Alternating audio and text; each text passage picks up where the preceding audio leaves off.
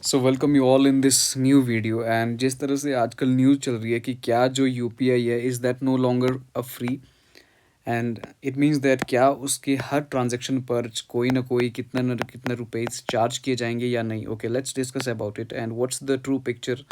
Let's understand that. Okay, see, आपने इस तरह की न्यूज़ बहुत सुनी होंगी कि जहाँ पर न्यूज़ वाले आपको यूँ डरा रहे हो कि UPI stage free for users.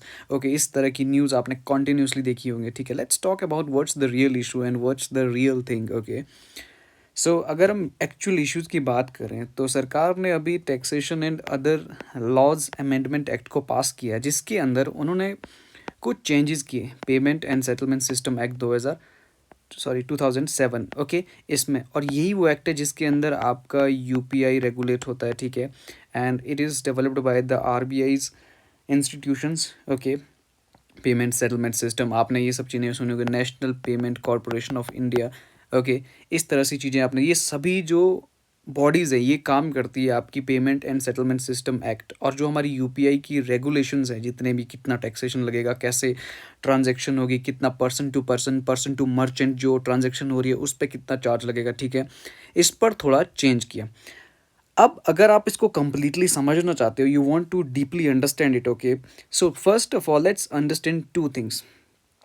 What is the merchant discount rate, जिस पर ये पूरा बवाल शुरू हुआ है, और इसी मर्चेंट डिस्काउंट रेट में थोड़ा बहुत चेंजिंग की गई है इस टैक्सेशन एंड अदर लॉ के through in the payment and settlement system act 2007 में। ओके, सी, मर्चेंट डिस्काउंट रेट क्या होता है? Merchant discount rate.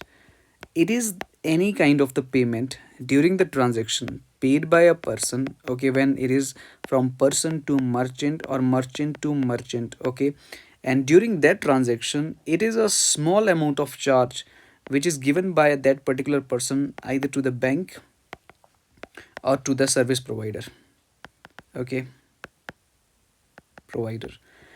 अब क्या होता है कि अब गवर्नमेंट ने इस पर एक थ्रेशोल्ड लगा दिया कि थ्रेशोल्ड ये, ओके, तो ये होती है। ठीक है, और अभी तक फॉर एग्जांपल, ओके, आफ्टर 2020 के बाद गवर्नमेंट ने इस चीज़ को इंश्योर करने के लिए कि जो हमारी डिजिटल पेमेंट है, ओके, डिजिटल पेमेंट को वाइडली एक्सेप्ट किया जाए मार्केट में, इसके लिए मार्केट में और among the merchants also in the business सभी जगह पर डिजिटल पेमेंट का यूजेज हो, इसके लिए गवर्नमेंट ने क्या किया after 2020, it made zero merchant discount rate. Okay, till now there was no any kind of this kind of merchant discount rate. Okay, and now what happened कि उसमें थोड़ा बहुत चेंज किया गया है इस लॉ के द्वारा गवर्नमेंट ने इसमें। ओके, उन्होंने they are telling the peoples that there will be a threshold. Threshold means एक पर्टिकुलर लिमिट होगी रुपीज़ की और ट्रांजेक्शन की। अगर आपने उस पर्टिकुलर लिमिट के ऊपर ट्रांजेक्ट किया है, ओके, पर्सन टू मर्चेंट या merchant to merchant transaction, okay, तो वहाँ पर आपको ये merchant discount rate you have to given. अब बात आती है कि why government is doing this. Okay, why there is need to do all the things. Okay, see, सबसे बड़ी बात यह है कि why it is needed. Okay, अब इसके बारे में डिस्कस करते हैं। Why, what's the need. Okay, क्यों गवर्नमेंट इस तरह जैसा चल रहा था वैसा ही चलने क्यों नहीं दे रही है? Why they are doing some kind of changes in this? Let's talk about it. So let's talk about the why. Okay, so the first is that, okay, let me give you through the example. अब जो आपकी UPI transactions होती है, आपकी credit card transaction होती है, debit card जो transaction होती है, ऑनलाइन डिजिटल पेमेंट्स होती है, उसके लिए जो इंफ्रास्ट्रक्चर डेवलप किया जाता है और डेली ट्रांजेक्शन का जो खर्चा आता है, ठीक है, वो कैसे हो रहा है? Because that is going from the government revenue. Okay, government revenue, इस बात का अंदाज़ा आप इसी चीज़ से लगा सकते हैं। For example, between the 2021 to 25 government had spent around 8,730 crore only in the, you can say, supporting this online transaction. Okay, which is a very huge amount. आप ये खुद सोच सकते हैं, ये सिर्फ उस ट्रांजेक्शन की जो प्रोसेसिंग की जितनी भी कॉस्ट थी उसमें इतना पैसा लगा गवर्नमेंट। और गवर्नमेंट्स की various subsidy, okay, subsidy and various kind of incentives to promote the digital payment.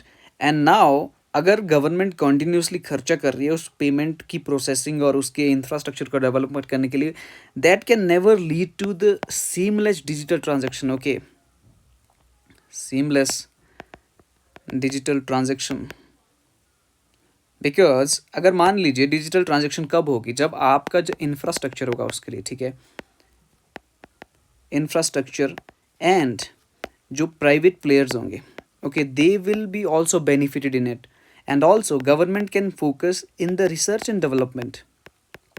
Okay, उसी वक्त पर यहाँ पर अभी के टाइम पे जो मोस्ट ऑफ द पिक्चर वो ये है कि government is spending a lot of money to sustain and to make it seamless, okay, to provide seamless in the digital transaction, which is a very huge burden on the government revenue। okay, let's understand from this। आप यहाँ पर देख सकते हैं कि union government ने handed around 8,730 crore, which I told you here, okay, under the incentive schemes for subsidizing payments, okay, digital transaction and all these things, okay।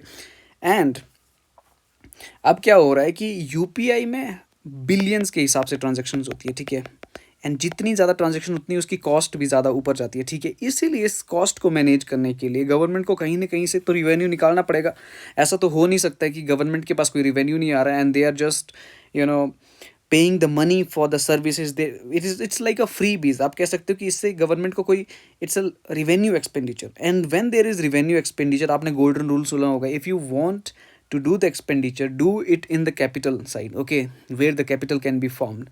so अब आप खुद सोचिए कि जो आपकी यहाँ पर बात हो रही है कि जो ट्रांजैक्शन और जो फीस चार्ज की जाएगी, ठीक है, that is talking about only merchant discount rate और पर्सन टू मर्चेंट की बात हो रही है। यहाँ पे पर्सन टू पर्सन की बात नहीं हो रही है। फॉर एग्जांपल रमेश, ठीक है, राम को पैसे भेजता है, मान लीजिए how much money it send, okay, we are not talking about charges on that money, okay, we are talking about person और जो मर्चेंट के बीच में कोई ट्रांजैक्शन होती है, ठीक है, उस पर एक पर्टिकुलर चार्ज लगाया जाएगा, ठीक है, and that is we are talking about. और वो भी चार्ज ऐसा नहीं कि हर एक ट्रांजैक्शन पे लगाया जाएगा, that transaction will be above certain threshold. For example कोई लिमिट मान लीजिए 5,000 की लिमिट रखती है कि अगर आप इससे ऊपर की ट्रांजैक्शन किसी भी मर्चेंट अकाउंट के साथ करते हो तो आप पर इतना परसेंट चार्ज लगाना पड़ेगा, और जो आपको देना पड़ेगा या तो बैंक को या यूर सर्विस प्रोवाइडर, आप जो भी यूपीआई प्लेटफॉर्म यूज करते होंगे, ठीक है। So this was all about and why it is necessary, as I told you, because government can no longer bear the expenses for digital transactions, okay, so to develop the digital infrastructure and motivate the companies to indulge in digital transactions, okay, we must provide some kind of incentive to companies also। so that's why there will be some kind of threshold above which this MDR will be implemented, okay। so that's all about it, and this law has been passed, and what is the remaining thing is that there will be the regulations, okay, regulations and rules which will be formed by the legislator, okay, sorry, this executive, okay, and कुछ time बाद इसके proper rules and regulation सामने आ जाएंगे जब proper threshold limit बताई जाएगी कि this is the threshold, this is that, okay. so this is the overall issue, it's not like that every transaction will be charged, there will be charge from the service provider or bank, okay, it's the threshold and it's on the person to merchant kind of transactions। so I hope the topic is clear to you, and if you had any kind of query, अगर आपको कोई भी queries होती है, it's not only about digital payments, okay, you want to know about the how UPI works, you can put your opinion or put your question on the comment section, we will definitely look into it। and if you like our videos, do comment, subscribe and hit the bell icon। thank you so much।